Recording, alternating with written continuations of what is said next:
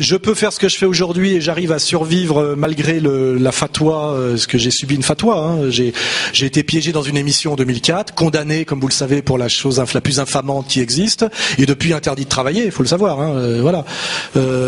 Et je n'ai pu survivre et faire ce que je fais que parce qu'il y a eu Internet qui s'est développé entre-temps et qu'on a le site Égalité Réconciliation, etc., etc. Donc effectivement, le pouvoir tel qu'on le définit a bien compris le problème Internet. C'est qu'effectivement, tout ce que vous savez aujourd'hui et qu'on vous cachait, c'est vous l'avez trouvé sur Internet.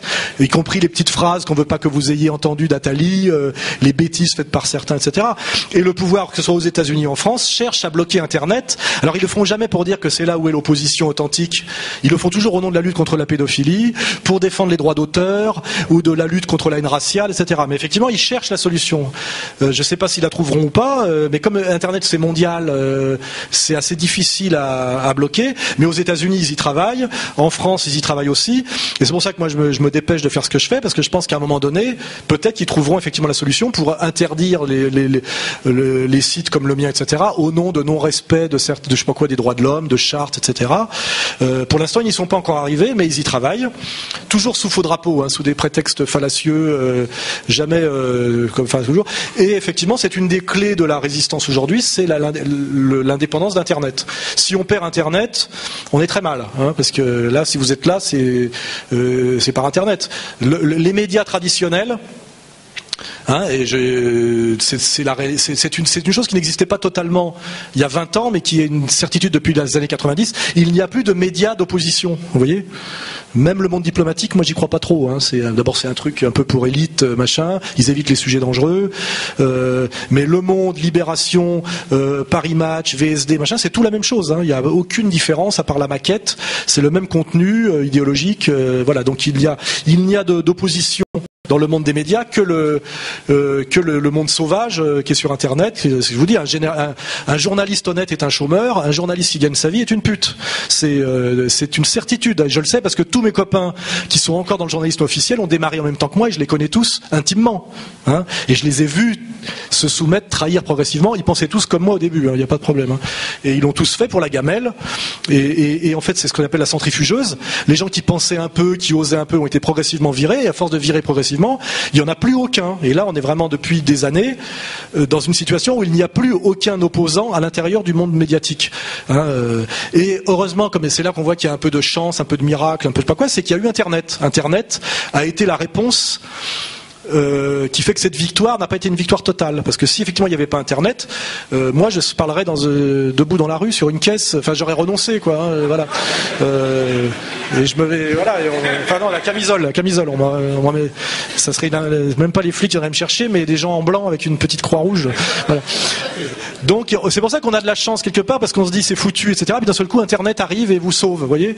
Moi sans Internet, effectivement, je serais comme il était prévu mort. Pareil pour Dieudonné. Hein. Si Dieudonné n'avait pas Internet, etc., pour relayer ses spectacles, etc., bah pareil, il a été décrété de mort sociale, économique. Parce que le système de domination, qui est un système, comme je le dis, économique, vous décrète d'abord de mort économique, pour des raisons morales, toujours. Hein. Vous avez fait une faute morale impardonnable, on sait laquelle est la plus grave des fautes morales hein, dans le système, et vous êtes déclaré de mort économique. On n'a pas besoin de vous tuer quelque part, on vous fait sombrer dans la dépression, l'alcoolisme et la pauvreté, quoi. Voilà, et vous disparaissez en douceur. Ce qui est quelque part plus efficace qu'on vienne vous chercher la nuit avec des mecs en uniforme, etc. Parce que les voisins parlent, il peut y avoir des prises de conscience, etc. On est dans un monde très, très, très feutré, quoi, hein, à ce niveau-là. Et effectivement, Internet, les bonnes questions, nous permet de tenir et ils réfléchissent comment effectivement verrouiller Internet. On peut déjà dire que les sites qu'ils avaient créés comme Mediapart, Rue 89, etc. sont des faux sites dissidents financés par les mecs de Libé, etc., etc. Pas beaucoup de catholiques d'ailleurs chez eux en général. Petite remarque. On n'aime pas beaucoup les catholiques en France en ce moment. Et il n'y a pas que les musulmans hein, qui sont pas aimés. Il y a aussi les catholiques, il faut le savoir. Et effectivement, ces sites de soi-disant alternatifs qui étaient là pour faire un peu du Canada Dry comme le nôtre, ça marche pas tellement d'une certaine manière, parce que comme il n'y a pas le contenu, au bout d'un moment ça marche pas. Ils ont tous plongé, hein, ils ont tous plongé. Et c'est ça qui est un peu notre chance, c'est qu'aujourd'hui les gens qui sont en vraie demande de dissidence et de critique, ils vont pas sur Canal+ écouter le grand journal ou le petit journal. Ils ont compris. Ils veulent de la vraie critique sérieuse. Et là, ils ont le niveau maintenant en général pour ne pas se contenter de trucs frelatés. Et c'est pour ça que Rue 89 ça va pas. Je sais pas quoi, Mediapart Mediapart, ça va pas parce qu'ils font pas le boulot, quoi. Et récemment, il y a des trucs bizarres, comme l'espèce de truc où ils ont des masques, là, je sais pas comment ça s'appelle. Ça pue, hein, ce genre de truc, ça pue. Hein. C'est des trucs un peu... sur des sujets sérieux, d'ailleurs, il y a des tests très faciles pour voir si c'est sérieux ou pas. Hein. On leur a imputé le piratage du site du CRIF, ils ont enlevé leur masque pour dire que c'était pas eux, et le type, à la fin... Et là, on se dit, bon, des durs de dur, quoi. Hein. Mais c'est sûr que ce genre de truc, tuer Internet pour tuer la dissidence, ou mettre sur Internet des faux sites dissidents et faire disparaître les vrais, c'est sans doute le projet, ils y pensent, etc., etc. C'est pas si facile, quoi.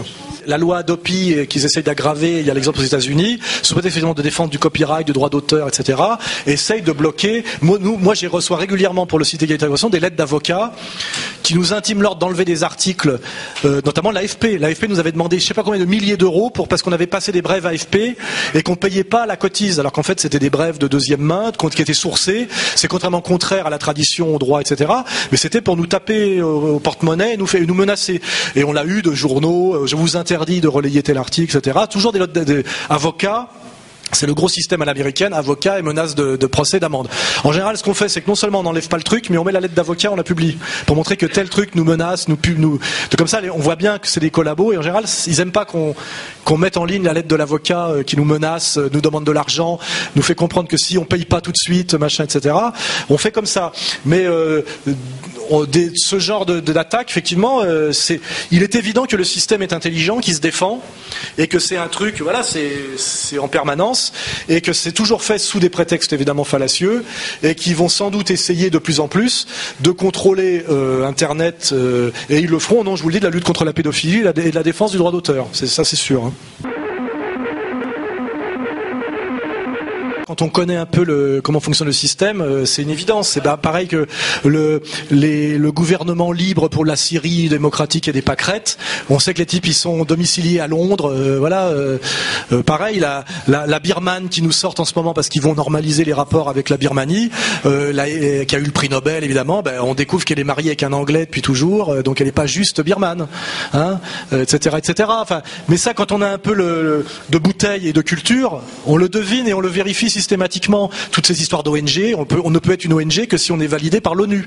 Donc c'est l'ONU qui dit si vous êtes une ONG ou pas. Donc on comprend toute cette mécanique. Donc sur Poutine, je suis très content que vous le disiez, mais je pense qu'ici tout le monde a le niveau pour le comprendre.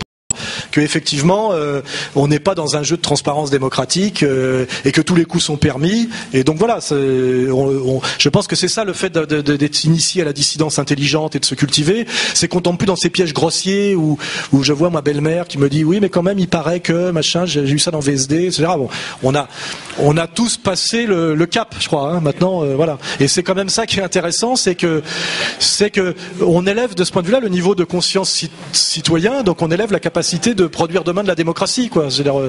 On peut se revendiquer de ça, quoi.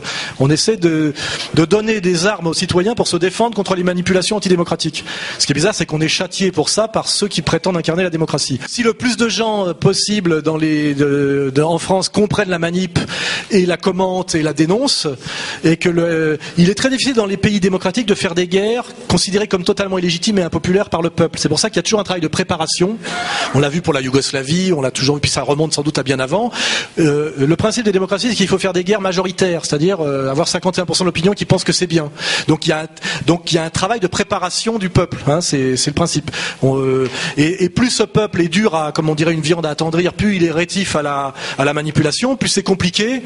Donc notre combat il est là, c'est que plus le niveau de conscience des citoyens est élevé, plus leur capacité critique est grande, plus la démocratie a du mal à fonctionner selon ces critères qui sont très mensongers, c'est-à-dire à prétendre faire les choses au nom du bien. Au moment donné, elle est obligée de les faire au nom des intérêts de l'oligarchie et contre les intérêts du peuple de façon visible, c'est-à-dire ce qu'on appelle le passage en force. Et quand il y a du passage en force, forcément il y a de la prise de conscience. Donc à un moment donné, on s'approche de cette période où il y a de plus en plus de peuples de Français qui comprennent que la démocratie représentative est une mascarade, que Sarkozy est un traître, qu'il a fait tout le contraire de ce qu'il avait promis, que l'Union européenne appauvrit l'Europe, que l'euro est une monnaie qui a multiplié par je sais pas combien combien le prix des produits de première nécessité.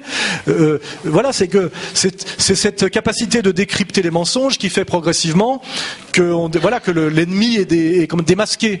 Et on ne peut rien faire de plus. Moi, je propose pas d'aller acheter des armes, ce genre de conneries de dingo. Simplement, par cette prise de conscience et vous-même, après vous en parlez à d'autres gens dans des discussions, etc., votre capacité d'argumentation, on élève la capacité critique des gens pour comprendre qu'ils se font manipuler de A à Z et que la démocratie n'est pas une démocratie, que ce qu'on nous présente comme les méchants sont souvent pas très méchants et que ce qu'on nous présente comme les gentils sont souvent les plus méchants. Voilà.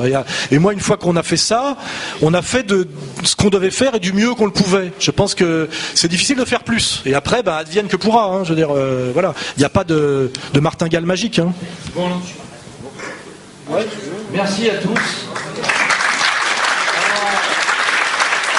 Merci à tous, je rappelle. Ici, Londres. Ceci termine notre émission de 13h destinée à l'Europe. Notre prochaine émission aura lieu à 17h.